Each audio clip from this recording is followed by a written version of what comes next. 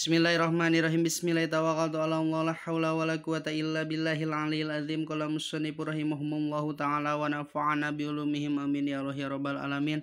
Allahumma shalli ala sayyidina Muhammad wa ala ali sayyidina Muhammad ila hadratin nabil mustafa Muhammad sallallahu alaihi wasallam wa ala alihi washabihi wa azwaji wa dzurriyyati wal anbiya'i wa mursalin wa ulai waswari wassalihin wa jamil malaikatil muqarrabina wa ususon laru syabru qadir ajilani wa ususon laru syedina Abi Bakri wa Umar wa Usmana wa Ali radhiyallahu anhum ususon laru himusanniful kitab tankihul qaul al-hasis bisyarhil babul hadis Syekh al-Bantani ajawi wa usulihim wa furuhim wa silsilatihim wal mu'minina wa mu'minat wal muslimina wal muslimat al ahya'i minhum wal amwat lahumul fatihah. A'udzu billahi minasyaitonir rajim. Bismillahirrahmanirrahim.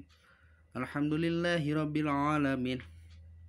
Arrahmanir rahim. Maliki yaumiddin. Iyyaka na'budu wa iyyaka nasta'in. Ihdinas siratal mustaqim.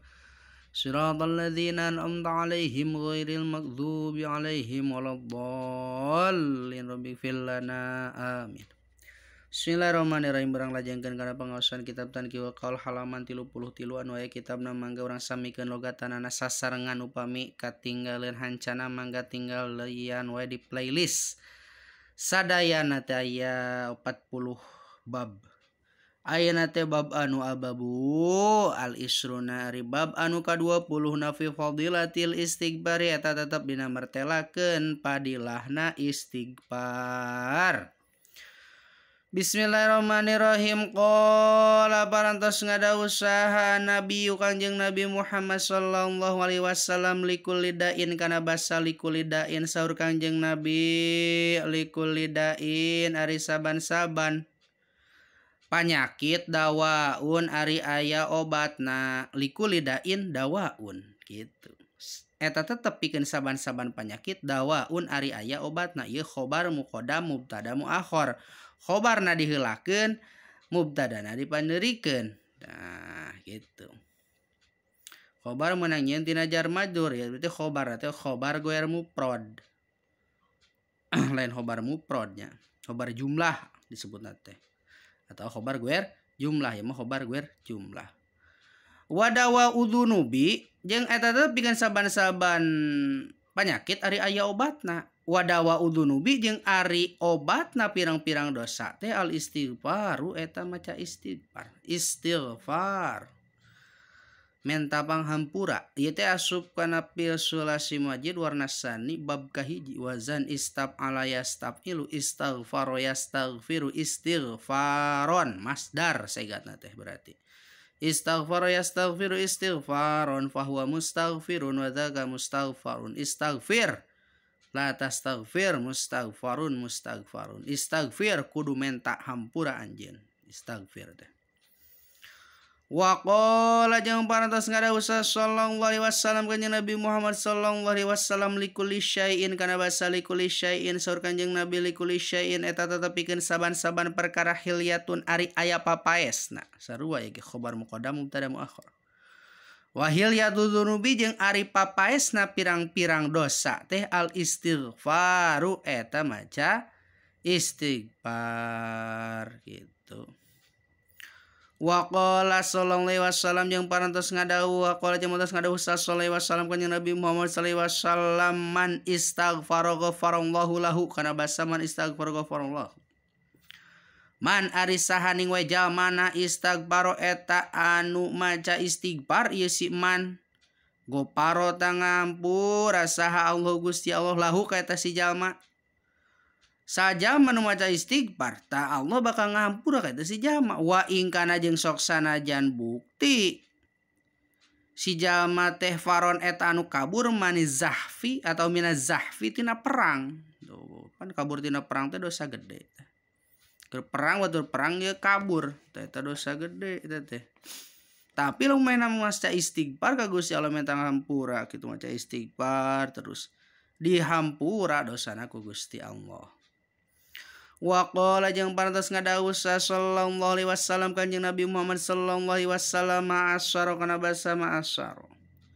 Ma'asyara henteu kasebut ngalanggengkeun dosa sahaman jalmana istighfar anu maca istighfar ieu si jalma. Wa'in ada jeung sok sanajan ngabalikan deui ieu si jalma kana eta dosa pil yaumi dina sapoena sab'ina kana 70 naonana marotan balikanana. Henteu ka itu ngalanggengkeun dosa. Di mana-mana eta si jalma teh maca istighfar saberes ngalaksanakeun dosa teh kitu mah di dieu teh yeuh wa'in ada jeung sok sanajan ngabalikan deui teh si jalma dina poe nu sejenna pil yaumi dina hiji poe kana 70 dosa balikan gitu. Jadi anu jadi matak bahaya mah urang ngenteng-ngentengkeun kana dosa eta. Nu matak jadi cilaka mah.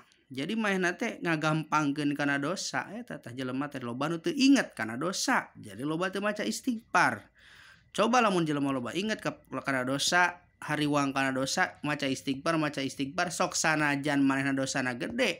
Kalebur ku istighfar mah. Tong ngenteng-ngenteng kana dosa intina mah kitu urang teh. Eta nu matak jadi bahaya teh ceuk dina kitab Fathul Qorib ge kamari tos dibahas. Henteu pati-pati jalma maksiat ka Gusti Allah teh ku sabab jelema teh lain ku sabab ngalakukeun dosana tapi ku sabab ngenteng-ngentengkeun kana eta dosa kitu ban.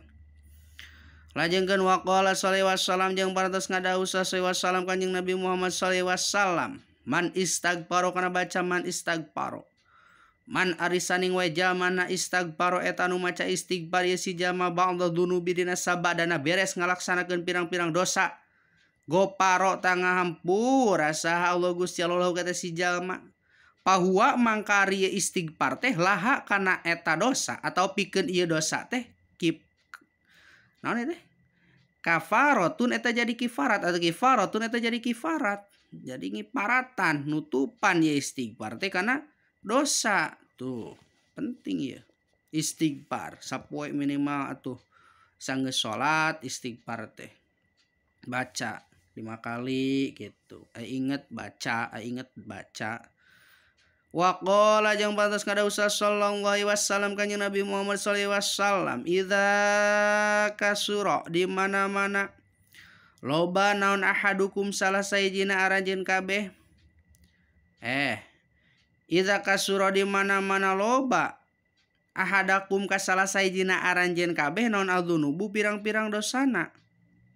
Falyatlub tah kudu nyuprih anjeun al magfirata kana pangampura bil istighfari ku maca istighfar gitu.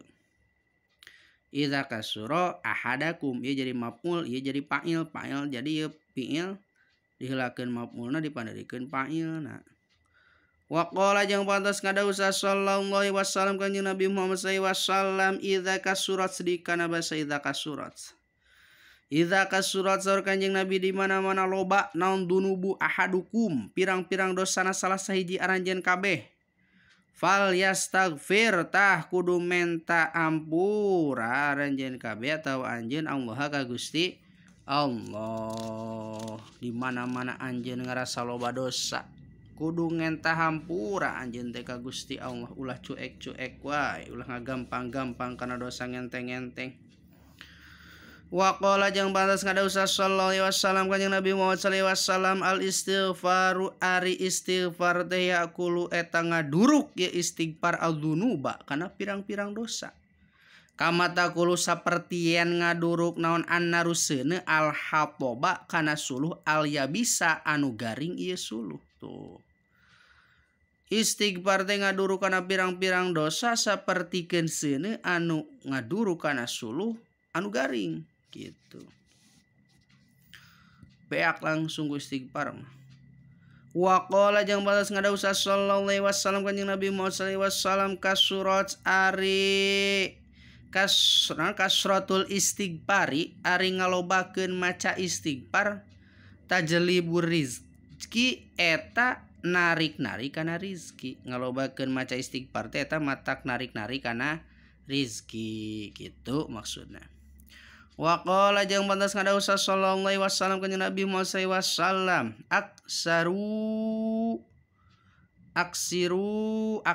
aksiru kudu ngalobakeun aranjeun kabeh fil amarnya itu aksiru kudu ngalobakeun aranjeun kabeh tina lapad aksaro yuksiru iksaron fahuwa muksirun wa dzaka muksarun aksir tu dikias aksir fil amarna teh kan aksir aksiro aksiru tah aksiri aksiro aksirna tah aksiru jadi wukuna teh jamak mukhatabah gitu.